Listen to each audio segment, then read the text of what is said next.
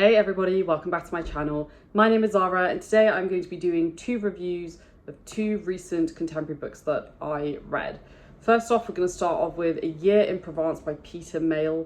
This is a book centering around a couple who go to Provence and are essentially rebuilding the house that they're living in.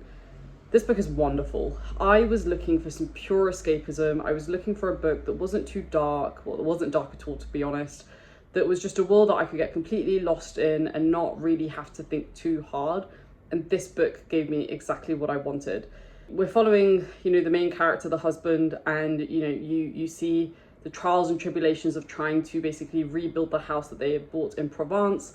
And what we get is a really beautiful insight into what it is like to live in a foreign country, what it is like to live and be near people who are a very different culture to you. It was quite interesting seeing a couple from the UK going to France, which on the surface you might not think is like the biggest change in the world, but French culture, if you know anything about French culture or British culture, they are very different, miles apart in fact.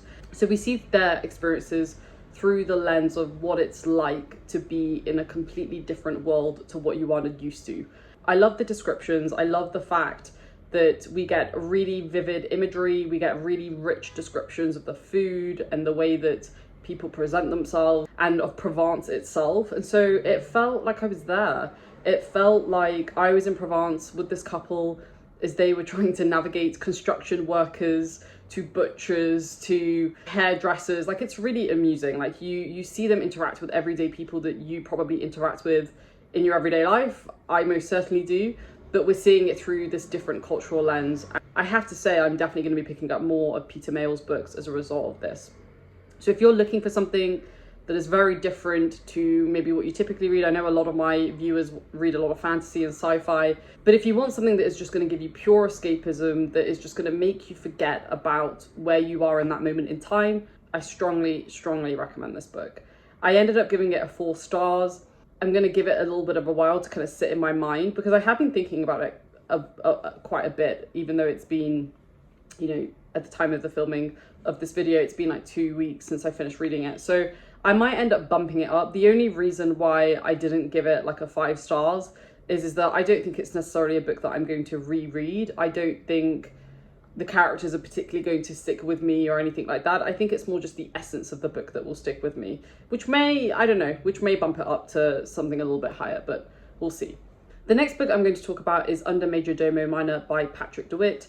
If you've been a viewer of my channel for a while now, you know that I have been reading Patrick DeWitt's books. I've read 2 of his other books, Ablutions and The Sisters Brothers, and I absolutely love both of them. I think I gave Ablutions 4.25 or 4.5, and I gave The Sisters Brothers a 5 stars. I have to say Undermajordomo Minor did not disappoint. This is definitely the weirdest of the 3 of the books that I've read of his so far. I believe he's got one more book that I'm yet to read, which is called The French Exit. So I will be reading that at some point this year so that I've cleaned the slate. But this book was so weird. It gave me Dracula vibes. So I ended up reading the first half of Dracula at the end of last year, and then I basically just stopped reading for a while, and so I ended up just pausing my read of that book. I'm actually going to continue reading it very soon. But the first half of Dracula, I would be very surprised if that was not an inspiration for this book, because it's very creepy. There's a lot of mystery and we don't really know what's happening. We are following this one character called Lucy. He is basically leaving his town at the start of the book to try and get a fresh chance at life. He meets an array of characters. I think Patrick DeWitt does this the best. He has these really wide cast of characters.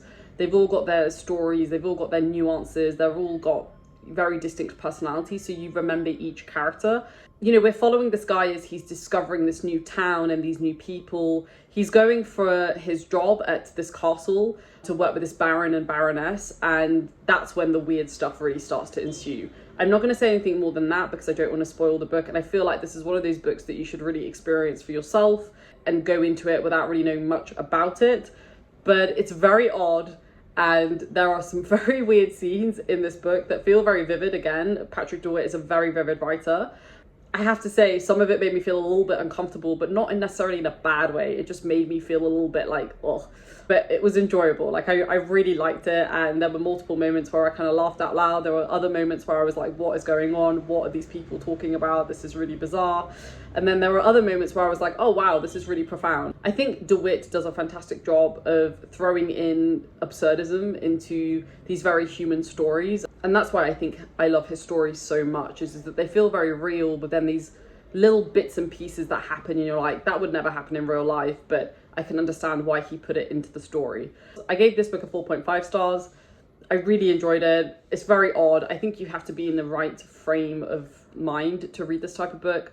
So if you're looking for something a little bit wacky, a little bit different, with a bit of mystery thrown in, then I would definitely recommend this book.